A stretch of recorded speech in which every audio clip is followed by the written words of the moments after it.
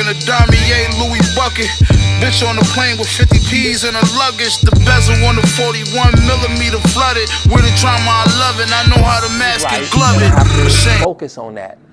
At 8 or 9 years of age, you talk in the book about how exposed you were to sex.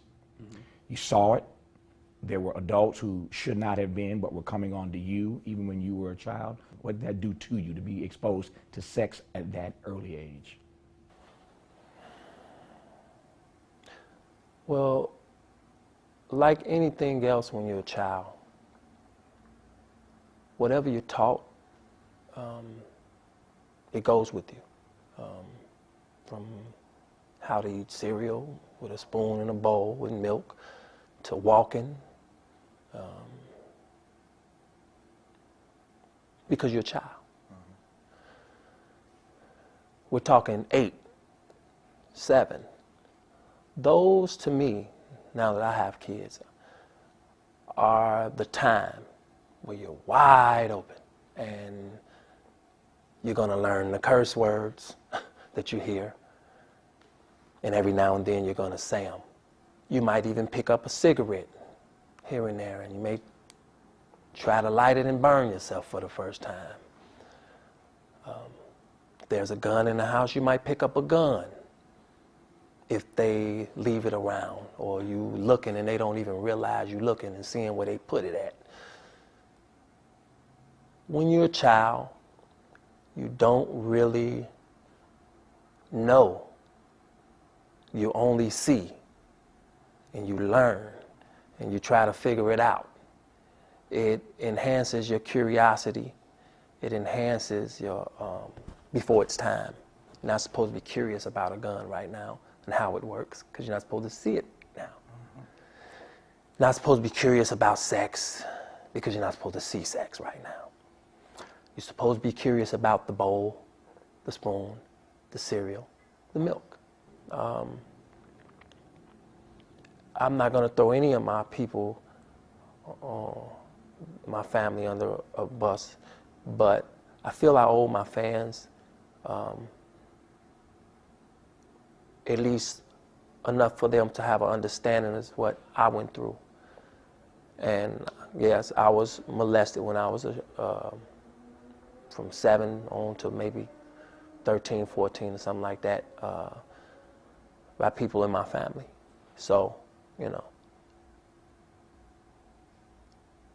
I really think it's a generational curse, you know, because it goes on in the black community, I believe. Because as I grew up, I would ask a whole lot of people that I had met, have they ever been, you know, and they would say, yeah, as a matter of fact, I have, yeah. You know, some can remember, some can't remember quite detail-wise, but I remember. Sexually, it woke up my hormones a lot earlier than they were supposed to be awakened. It woke up my curiosity a lot earlier than it was supposed to be awakened. And I know that I became sexual at an early age. The 7-year turmoil that you went through vis-a-vis the trial for child pornography. Your advisors, almost to a person, told you over and over and over again, while you're going through this period, Kels, do not put out sexually explicit material. Do not. The audience can't handle that. Your fans can't handle it. It's not going to be good for the outcome of this trial. Tone it down. Don't put that out. You ignore all of them, do it anyway, and get bold with it. It's during this period you put out Chocolate Factory, you put out Remix, you put out Ignition. Here they're telling you not to do this, and you put out a song about putting your key in the ignition. I read that and I wanted to ask, so I will, why it is that you went against your advisors? What is it that you were thinking, that you were feeling, that kept you doing that when everybody else told you not to do that? Well, first of all, let me say, you know, I wasn't bold about it, you know, and I didn't totally ignore them, because that would be the worst thing to do, is totally ignore your advisors or your lawyers. I listened to them, we talked, we discussed the situation. I felt strong, very strong, as I said many years ago about the trial, that I will have my day in court. you know, and I will be innocent, and I will walk away, and I will move on with my life. I said that in the beginning. I said that during the middle part of the trial and everything else. I look at my music like a soldier looks at his sword. You never put your sword down in the midst of a war. You never lay down in the midst of a war. And I think that my lawyers were good lawyers, great lawyers, but I didn't think they had that part down. And you have to be the soldier in the midst of the war to even understand that. And I was the soldier on the front line for my life, for my kids' life, for my fans. And I told them I would not lay down. I would not stop doing music. Why would I do that? I think that would say, oh yeah, he did it. I think that would say all of the things that people want to say about R. Kelly. So I did what I'm supposed to do. Like any fireman that goes up in the building, they don't get to the building and say, oh, wait a minute, that's just too much fire. But you're a fireman. So go and fight the fire. Don't care how much it is. I had to go and I had to do my music. I'm not going to change my lyric. I'm not going to change my name. I'm not going to do any of that. I'm going to do my music. And that's what I did. And that's what I told the company, even though they continued to say, no, don't do it. But the minute Ignition came out, which was the first song I did, it blew up. And all of a sudden, the company's calling me. Everybody's calling me, come do an album cover shoot. We got to get the rest of this album done. We got to go there. We got to bring your clothes. We're going to have a, well, I ain't got no doggone makeup person. Yeah. You got some makeup, bring your own makeup. We'll do it. I mean, it just got crazy. So I did what I felt was right for myself. Form, you do your thing, you entertaining the people, you talking to the people. But when you go, temperatures rising, and you got bras coming off, panties coming off, was that a part of it? Who ordered this? I mean, you know, who said that that's part of the rule? That's nothing I said, dude. You never heard me say, all right, take your panties off. Yeah. This section, take your bras off. You know, and it's like, how do you do R&B? How do you do these songs? How do you sing these sexual songs that, you know, people can go and listen and make babies to and be married to and not have all of these women come at you? All of this stuff come at you. You know, it comes at you. It comes with that whole territory. There's so many parts of the book that are just absolutely arresting. You and David Rich do such a good job bringing your life to life that you can feel like you're in the room with Kells at certain moments. When you walk into that room and your mother is dying of cancer in the hospital, I felt like I was next to your mom, Joanne Kelly, in that bed. And there's another part of the book that I felt the same way.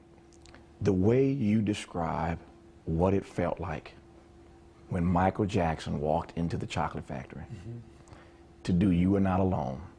What did that moment mean to you when he is coming to you to record a song? Michael Jackson, he did something to you when he came in here. Yeah, he did something to us all. I mean, you know, but to meet him in person is, it's definitely for someone like me who followed him all my life, and then I happen to be musical. I used to think Michael Jackson was a cartoon. I used to think that he didn't really exist. He didn't, you know, he didn't eat. He didn't, you know, he's just a cartoon. And that's what I thought up until the day I actually laid eyes on him personally, person to person, man to man, right there. He gets up, I'm in the studio, I'm sitting there, I'm like, okay, Rob, stay calm. I'm doing my whole producer swag. He comes in, my chair stops, okay. He comes in with the whole mask. He looks around the place. And I promise you, he came right up to me and he hugged me so tight. Like this, like, and it was more than about the song. It was more than about You Are Not Alone. It wasn't about You Are Not Alone when he hugged me. He hugged me with such a humility and a mutual respect for the gift. That's what the hug was about. It wasn't about You Are Not Alone. And I knew that. Why? Because I've been blessed with a gift as well. And when you're blessed with a gift, and it goes to so much, so it goes to, I don't want to say this to sound like I am Michael, but when you have a gift and someone else has a gift and it's rare, and those two entities, those two powers meet in one room, there's going to be some kind of spiritual, mutual, powerful respect. Absolutely. And when he hugged me and embraced me, it was for like 4 to 5 seconds. And for Michael and me to hug, 2 men then hug for 5 seconds, that's a long time. So and it was a real mama hug. It wasn't a fame or artist or celebrity hug. It was a mama hug, well, not a father hug. It was a mama hug. I knew this was going to make history. I knew this was going to be great. I knew the humility. He brought the humility with him. He didn't bring Michael Jackson in the room. You know, he brought innocence. He brought the humility, and it was powerful, man. And then I had to go in the bathroom. I fell out. I had to pull myself together because I got things that I got to get together in myself because I just met Michael. That's the celebrity part. Right. That's the Michael Jackson I never met, thought was a cartoon part, you know. So once I got myself together, I came out, got in the studio with him. We, you know, offered him some Chinese food, you know, and it was amazing because people across the street in the other hotels hanging all out the window, and I'm like, who told them Michael Jackson would be here, you know? But Michael cold with it, boy. He probably sent some people ahead. I want everyone to know that I'm going to be there. I mean, everybody was hanging out the hotel room. It was ridiculous, man. You say in the book, I want to move on because some other artists. You say in the book, right quick though, that the thing that meant the most to you that day, beyond the hug, is when Michael said to you, in answer to your question, what he thought of the song, did he want to change anything? He said to you, you got me perfectly. Yeah. I don't need to change anything about the song. Yeah, he said, it's so funny. You sound just like me. I don't need to change anything. I'm going to do it just like this. Just like this. I was like, wow. I was like, okay. Because I did. I put a lot of time into, I had all of his music, posters, everything up. I had Moonwalker playing on the video screen, and I would just go for the song. As I look at Mike, I would sing what I thought he would sing. You know, I was just mimicking what I thought he would say on the lyrics and everything. And then when he asked me, is there any way that you can come in here and sing the backgrounds with me? I was like, sure, yeah, of course. Why? Yeah, I'll be in there in a minute, you know. And I walked out and I got between the wall that he couldn't see, and I was like, God, damn, I'm finna mess up. I thought I was gonna go in there just like a little girl, man, and just mess it up. But we standing there and you are not alone. I am here with you. And all I got to do, really, I'm telling myself, sing what you sang on the demo, you idiot. And you can't go wrong because you sounding like Michael on it anyway. We are oppressed. We are exploited. We are downtrodden. We are denied not only civil rights, but even human rights. So the only way we're going to get some of this oppression and exploitation away from us or aside from us is come together against the common enemy. Who taught you to hate the texture of your hair? Who taught you to hate the color of your skin? Who taught you to hate the shape of your nose and the shape of your lips? Who taught you to hate yourself from the top of your head to the soles of your feet?